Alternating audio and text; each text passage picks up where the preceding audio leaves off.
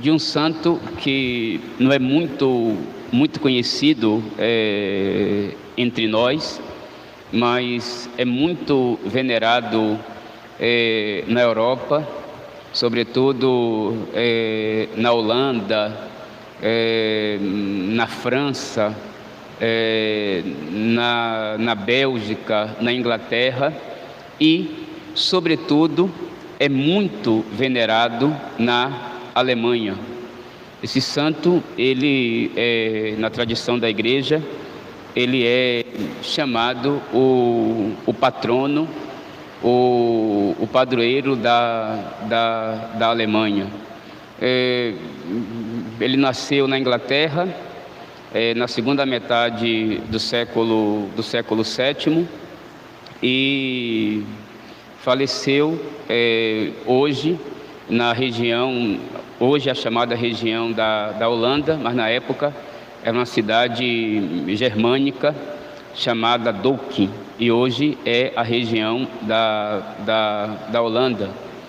E ele morreu no dia 5 de junho, né? Vocês sabem que quando nós celebramos um santo, nós também celebramos o dia de sua morte, não o dia do seu nascimento, mas o dia que o santo morreu, porque para nós cristãos, para nós católicos, para nós que temos fé, que cremos na vida eterna, o dia mais importante de um santo ou de qualquer pessoa não é o dia que ele nasce, não que não seja importante, mas é o dia que ele nasce para Deus, ou seja, é o dia que ele entra na glória de Deus, é o dia que ele entra na eternidade de Deus, na salvação de Deus, não é?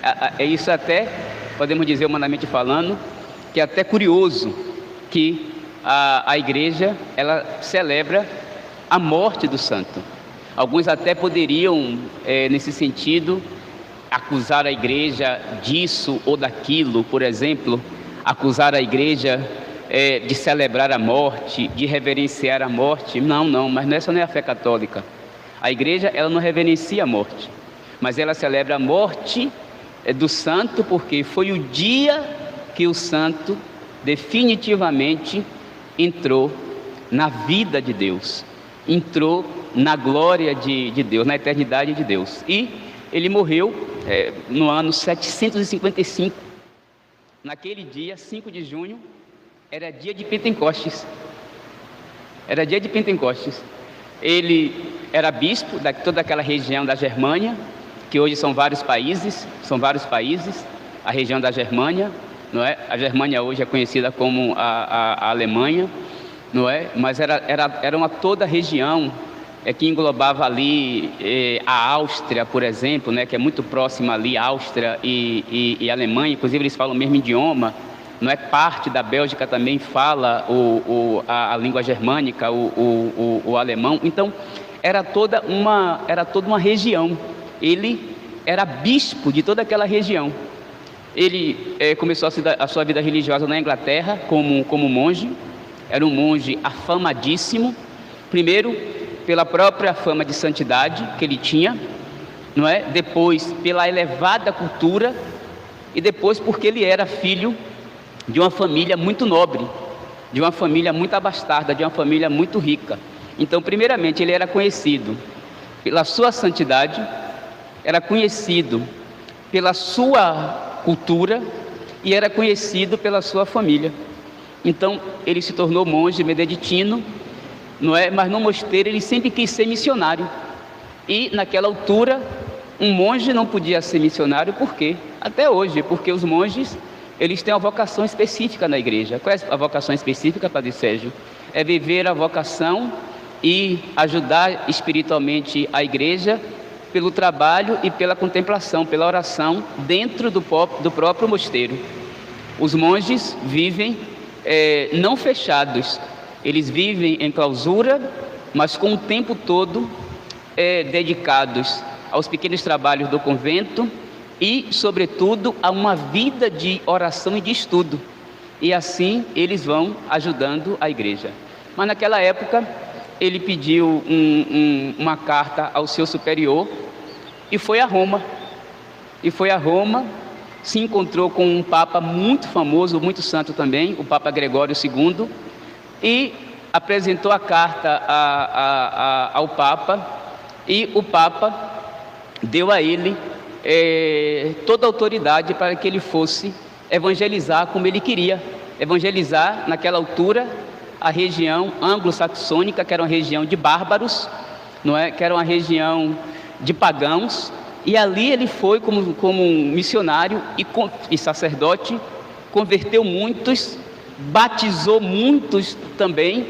Ele era muito obediente à igreja, então ele voltou para apresentar ao Papa os frutos, as conversões, as graças. Então o Papa Gregório o ordenou, o nomeou e o ordenou e o sagrou bispo, e mandou que ele fosse de novo para aquela região, não mais como sacerdote, como missionário, mas como bispo de toda aquela região.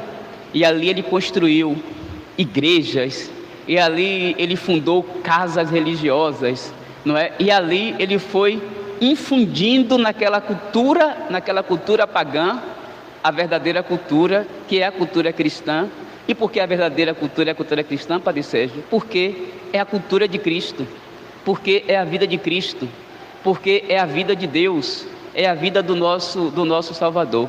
E assim ele foi responsável pela evangelização de toda aquela região.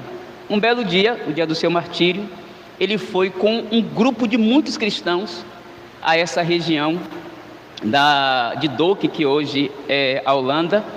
Ele foi a essa região para celebrar a missa de Pentecostes e ministrar o sacramento da Crisma a milhares de cristãos convertidos, de cristãos católicos.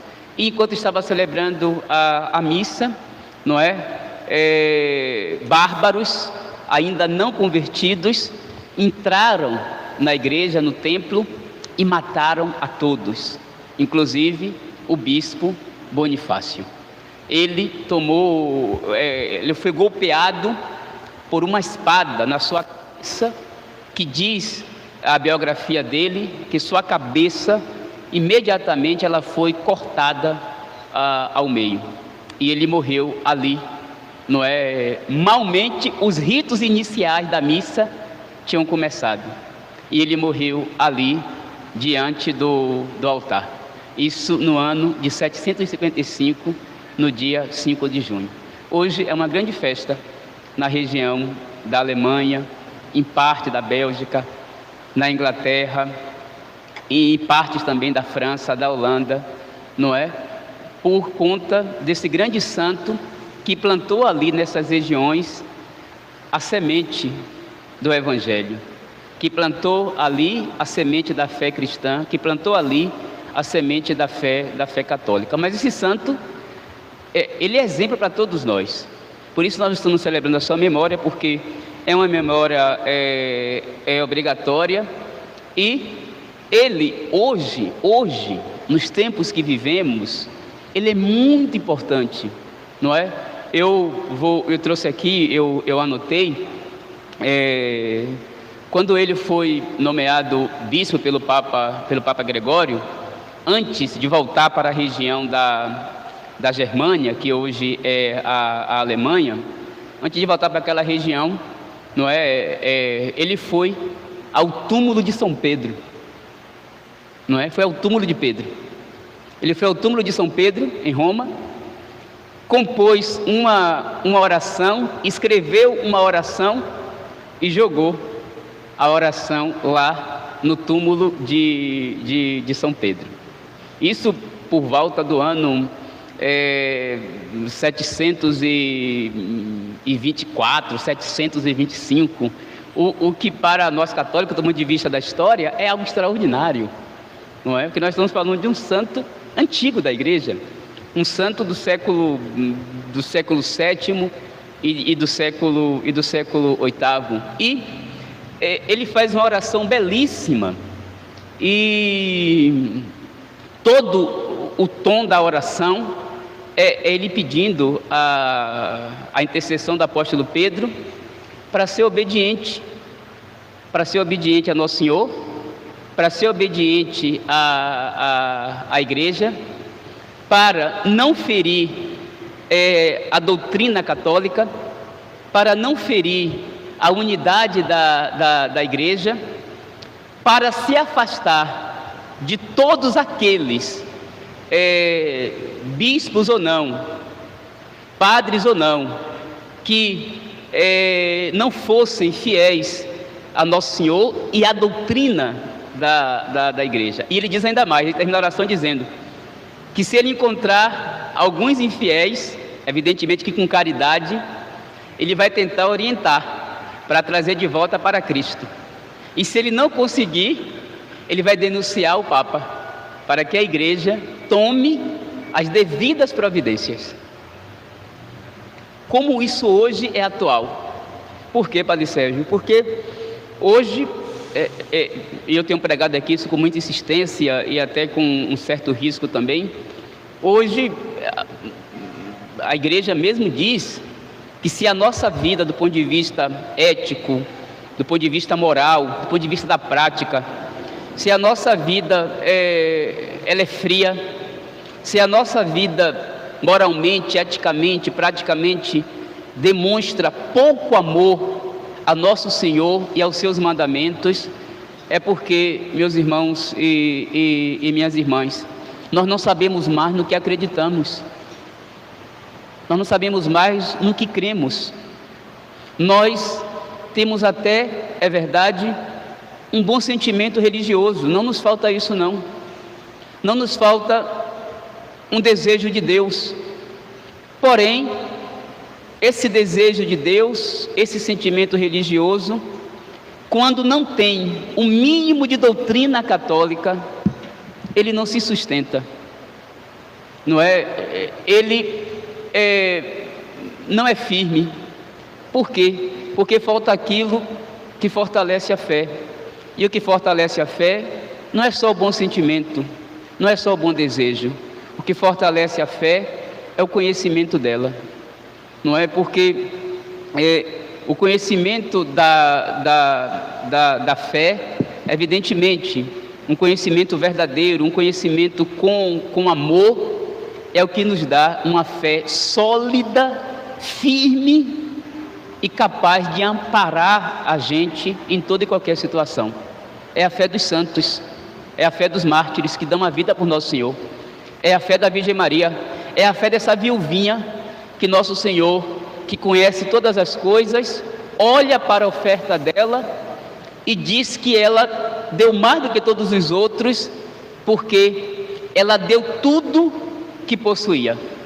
Quando o Evangelho diz que a viuvinha deu tudo que possuía, não coloquemos os nossos olhos primeiramente nas moedas.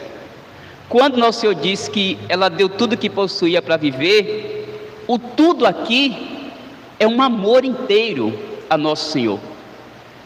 O tudo aqui é um desejo profundo, verdadeiro, sincero, honesto, vou usar essa expressão, de subordinar tudo a Deus. É aquilo que já está lá no Antigo Testamento, no livro do Deuteronômio.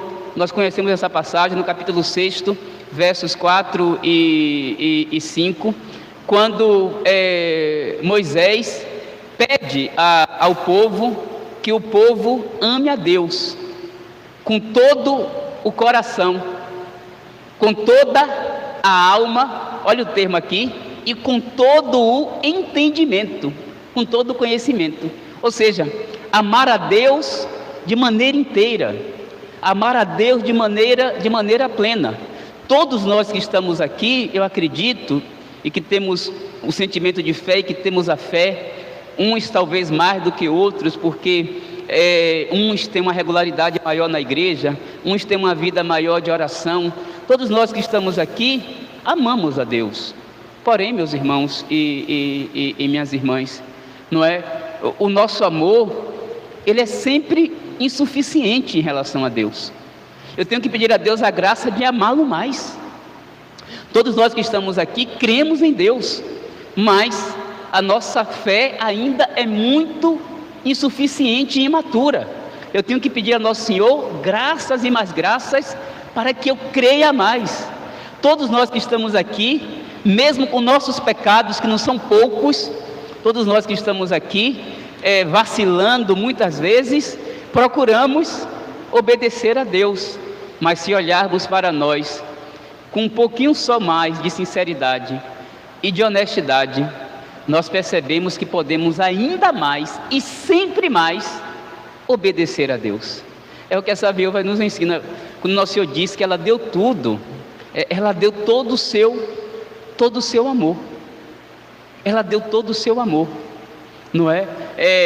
E quando nós entregamos tudo a Deus, é promessa de Nosso Senhor, nós não perdemos, nós ganhamos. Mas muitas vezes não damos tudo, não é? Muitas vezes a nossa fé é tomada pela insegurança, a nossa confiança é tomada pelo medo, a nossa esperança em Deus é tomada pelo desespero.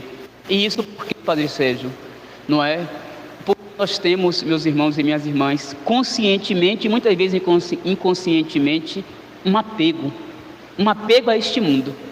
Não estou dizendo que esse mundo não é bom, esse mundo é de Deus.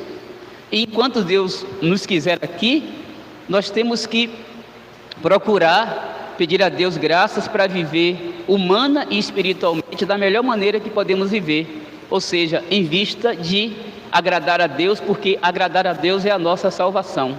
Mas quando a nossa fé é tomada pelo medo, pela insegurança, quando a nossa esperança é tomada pelo desespero, isso demonstra um grande apego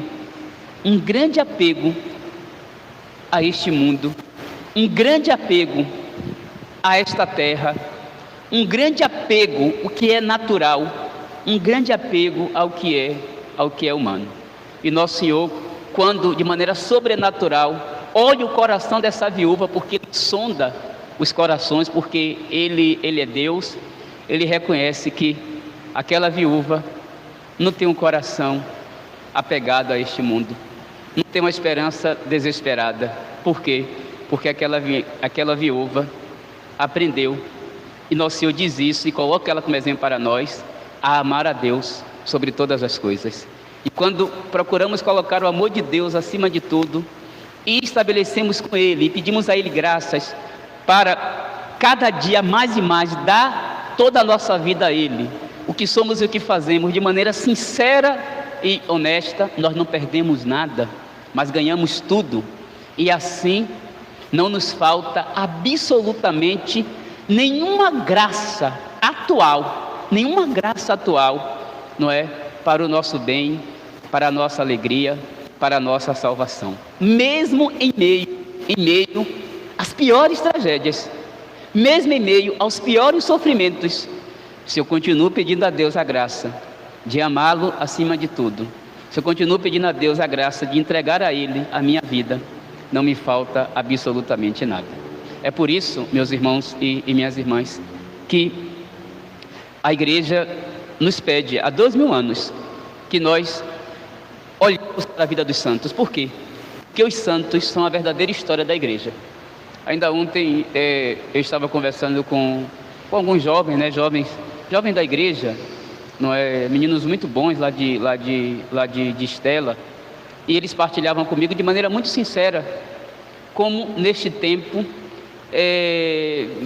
quando a gente fica olhando para aqui e para ali, para essa e para aquela realidade da própria igreja, eles partilhavam comigo que eles se sentem desestimulados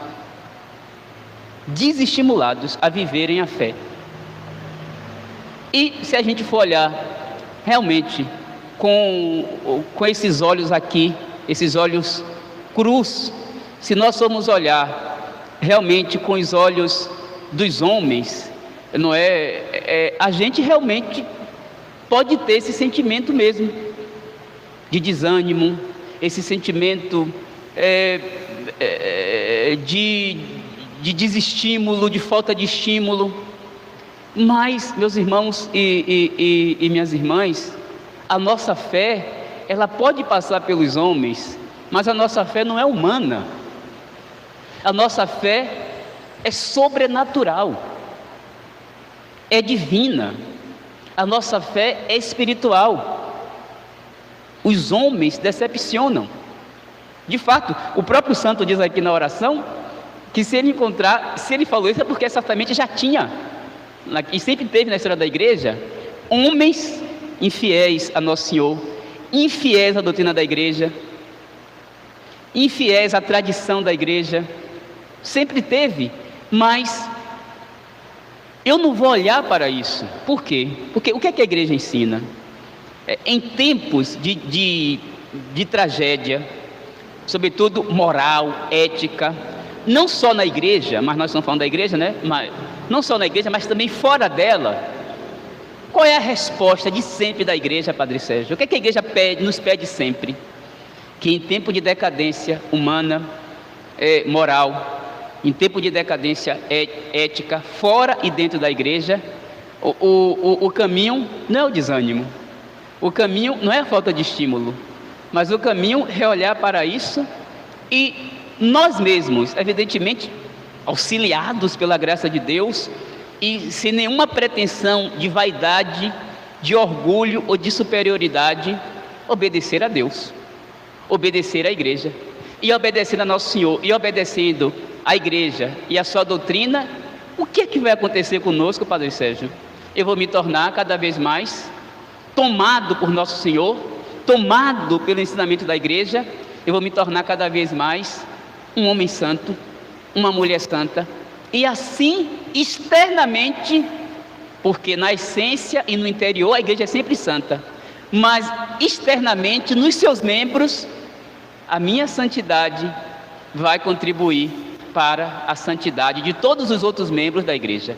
Então, quando a gente vê aqui e acolá um mau exemplo, não é motivo para desespero, não é motivo para abandonarmos a fé, não é motivo para abandonarmos a igreja. Quando a gente vê aqui e acolá um sacerdote, cada vez cresce isso, ou até mesmo bispos, isso também está crescendo, totalmente contrários à doutrina da igreja, não é? Eu não vou me desestimular e sair da igreja, mas aí eu tenho que pedir a Nosso Senhor a graça de continuar na igreja firme, amar a igreja e com caridade pedir a Nosso Senhor a graça de ser tomado por Ele, de ser tomado pelo ensinamento da igreja, e assim me colocar no caminho de perfeição, no caminho de santidade.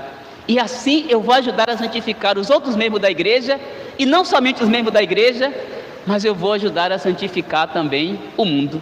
Essa é a nossa missão. Foi isso que aconteceu com o santinho de hoje, São Bonifácio. Ele não somente se santificou, mas ele ajudou a santificar a outros. Ele ajudou a santificar nações inteiras. Não é? Não ficou simplesmente apontando aqui e acolá esse ou aquele erro e não fazendo nada. Mas ele se colocou, evidentemente auxiliado pela graça de Deus, porque sozinho não podemos, no caminho de perfeição, no caminho de santidade. Como a viúvinha do evangelho de hoje, ele deu tudo a Deus, colocou Deus acima de tudo, não é? E viveu desse amor a Deus, que nos sustenta sempre, em toda e qualquer circunstância. Todos nós que estamos aqui, individualmente, familiarmente, todos nós temos aqui as nossas lutas, que podem ser variadas e que podem ser semelhantes. Uma luta pessoal, uma enfermidade, um problema financeiro, não sei, a perda de alguém, não é? Uma doença emocional, não sei. Aqui não importa a nossa condição, não importa aqui a nossa condição, importa aqui é pedir a Deus, no meu estado de vida e na condição que agora eu estou enfrentando, que eu procure amar a Deus, que eu procure entregar a minha vida a Deus, que eu procure me colocar no caminho cada vez mais de conversão, de perfeição, de santidade, de obediência a Deus, e assim não me faltará, repito, nenhuma graça atual que eu necessito, vivendo assim, como essa viúva, dando tudo a Deus. Então, eu quero concluir essa pregação simples de hoje, com a oração de São Bonifácio, não é que ele fez aos pés do túmulo de São Pedro, depois de ter sido sagrado bispo, antes de voltar novamente para a região da Germânia, para lá continuar anunciando o Evangelho e fundando igrejas, introduzindo naquela cultura bárbara e pagã a verdadeira cultura, que é a cultura cristã, que é a cultura de Cristo, que é a vida de Cristo e, consequentemente, a vida e a doutrina da Santa Igreja Católica. Veja a oração dele como é belíssima. Ele rezou assim aos pés de São Pedro. Eu tirei essa oração daquele livro que eu sempre cito aqui, A Vida dos Santos. Aqui foi o volume 10º, de um historiador alemão chamado Padre Rosbacher. Volume 10º. Ele diz assim: em nome do Senhor, nosso Deus e Salvador Jesus Cristo, ano 6 do Imperador Leão, ano 4 de seu filho Constantino, eu, Bonifácio, bispo pela graça de Deus. Repare os termos.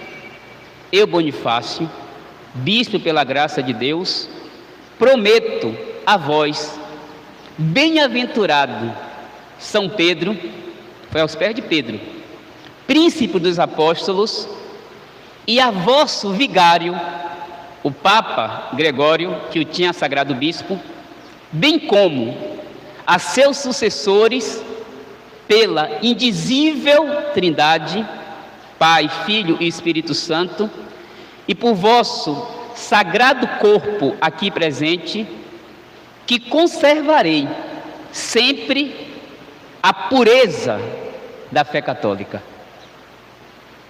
A pureza da fé católica aqui é a doutrina católica.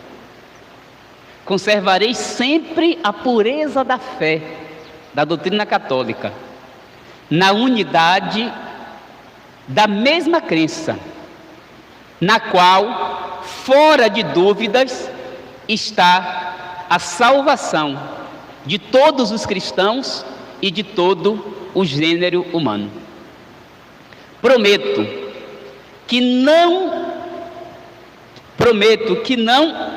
aceitarei jamais qualquer coisa contra a unidade da Igreja, mas sempre terei fidelidade integral, um empenho sincero por vós e pelos interesses da Santa Igreja, a quem o Senhor deu o poder de ligar e desligar.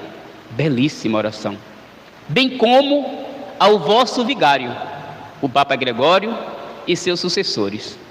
Prometo, assim ele termina a oração, prometo que não terei jamais comunhão alguma com os bispos que vi a se afastarem dos caminhos traçados pelos santos padres da Igreja.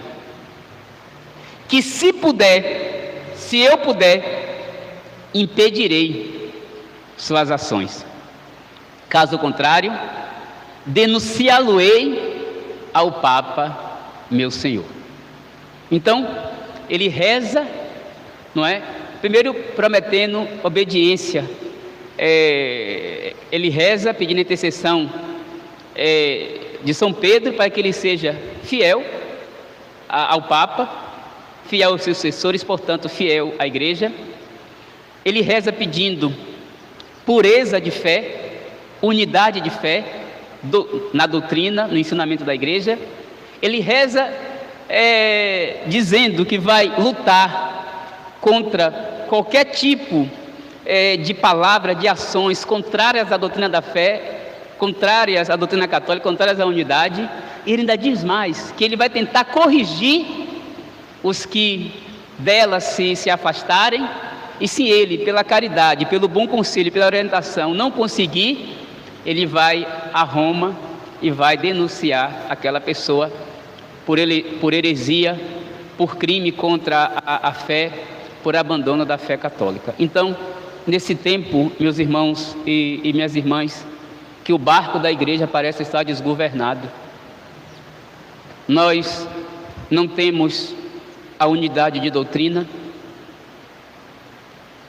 sobretudo, não temos mais a unidade litúrgica, porque a missa virou um culto protestante, a missa virou uma celebração cheia de adições que ela não comporta, não é? Vivemos uma decadência doutrinária e moral, uma decadência litúrgica, e por isso que os fiéis não cultivam uma fé católica firme e segura.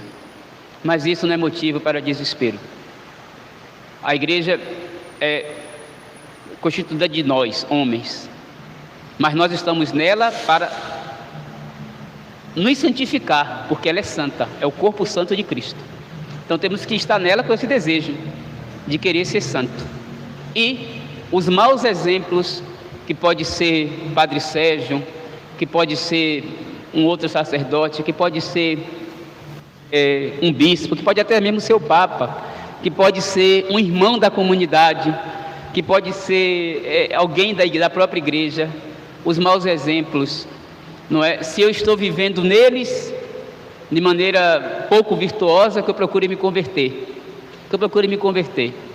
E se por acaso aqui e acolá eu perceber, como eu acabei de falar, nesse ou naquele, um mau exemplo, isso não é motivo de desestímulo, isso não é motivo de abandonar a fé, de abandonar Nosso Senhor, de abandonar o seu corpo santo, que é a igreja. Mas os maus exemplos aqui e acolá, na vida em geral, e sobretudo na vida eclesial, na vida da igreja, os maus exemplos devem ser para nós um estímulo a quê, Padre Sérgio? A que nós, meus irmãos e minhas irmãs, amemos mais a Deus, a que nós queiramos mais as coisas de Deus, a que nós amemos mais a igreja, a que nós obedeçamos mais a doutrina santa da igreja, a doutrina pura da igreja, porque é a doutrina de Cristo. A viúva do Evangelho de hoje nos ensina isso, os santos nos ensinam isso, e hoje é sábado, é dia que a igreja recorda a Virgem Maria. Mais do que essa viúva, mais do que qualquer outro santo, e mais do que qualquer outra pessoa, mais do que qualquer outro ser criado, humano e espiritual, que nos ensina isso, é a Virgem Maria. Louvado seja nosso Senhor Jesus Cristo, para sempre seja louvado.